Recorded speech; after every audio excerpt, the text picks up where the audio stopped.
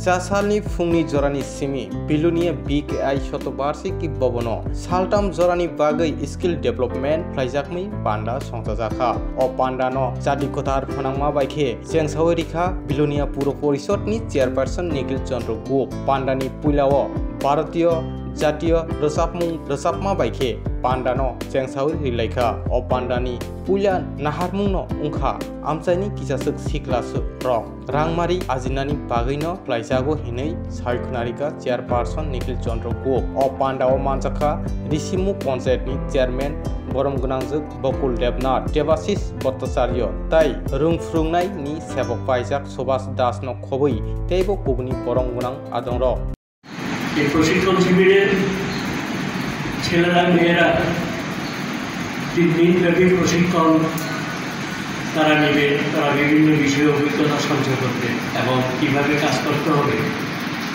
সেটা তারা শিখবে।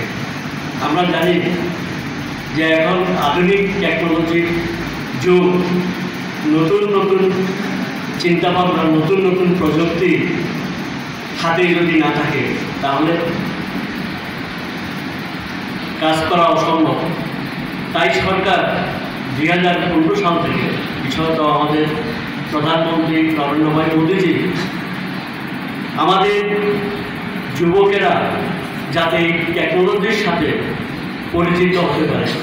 আমরা জানি উন্নত প্রযুক্তি বিশেষত বড় বড় শহরের সুবিধা থাকে, সেখানে প্রশিক্ষণ নেওয়ার বা শিখার, কিন্তু গ্রামাঞ্চলে বা শহর থেকে অনেক দূরে শহরতলিতে ছেলেমেয়েরা সেই সুযোগ নিতে পারে না।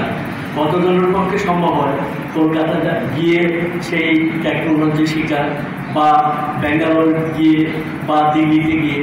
তাই আমাদের প্রধানমন্ত্রী আমাদের দেশের যুবকদের মধ্যে যাতে এই বিষয়গুলি সহজভাবে তারা শিখতে পারে তার জন্য একেবারে গ্রাম থেকে গ্রামান্তরে বিভিন্ন বিদ্যালয় পর্যন্ত পৌঁছে দিতে চাইছেন যে যুবকদের মধ্যে যাতে এই উৎসাহ বাড়ে, নতুন বিষয়ে তারা যদি শিখতে পারে তাহলে আগামী দিনে ভারতবর্ষের যুবরা তারা তাদের কর্মসংস্থানের সুযোগ পাবে, তারা বিশ্বের দরবারে পৌঁছতে পারবে।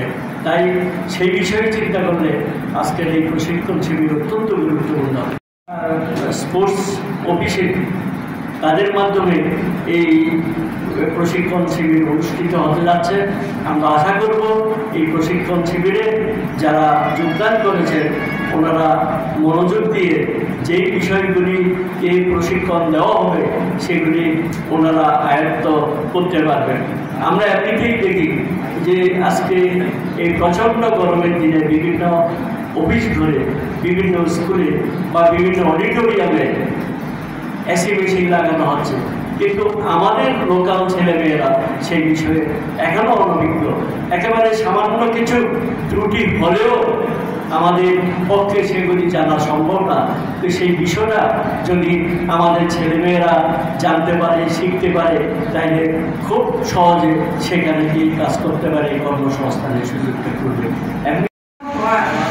যে পরিকল্পনা স্বনির্ভর হতে গেলে আমাদের কী কী করতে হবে, যেমন আমরা চাকরির উপর নির্ভর।